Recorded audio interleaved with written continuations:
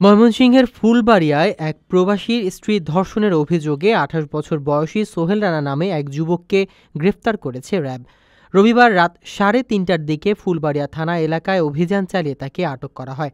RAB ১৪ কার্যালয় থেকে মঙ্গলবার পাঠানো সংবাদ বিজ্ঞপ্তিতে জানানো হয়, সোহেল রানা একই এলাকার বাসিন্দা এবং ভুক্তভোগী নারীর প্রতিবেশী। স্বামী প্রবাসে থাকায় ওই নারী ২ সন্তান নিয়ে বাসায় একা ছিলেন। সোহেল রানা তার বাড়িতে যাতায়াতের সুযোগে তাকে নিয়মিত কুপ্রস্তাব দিয়ে ভয়ভীতি প্রদর্শন করত। বিজ্ঞপ্তিতে বলা হয়, ২৬ জুন রাত ১১টার দিকে ভুক্তভোগী নারী টয়লেটে যাওয়ার জন্য ঘর থেকে বের হলে সোহেল রানা তার মুখ চেপে ধরে বাড়ির পাশের লেবু বাগানে নিয়ে ধর্ষণ করে।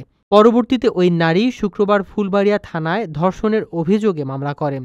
র্যাব ১৪ এর অতিরিক্ত পুলিশ সুপার মোহাম্মদ শামসুজ্জামান বলেন, মামলার প্রেক্ষিতে অভিযুক্তকে গ্রেফতার করা হয়েছে এবং তাকে সংশ্লিষ্ট থানায় হস্তান্তর করা হয়েছে।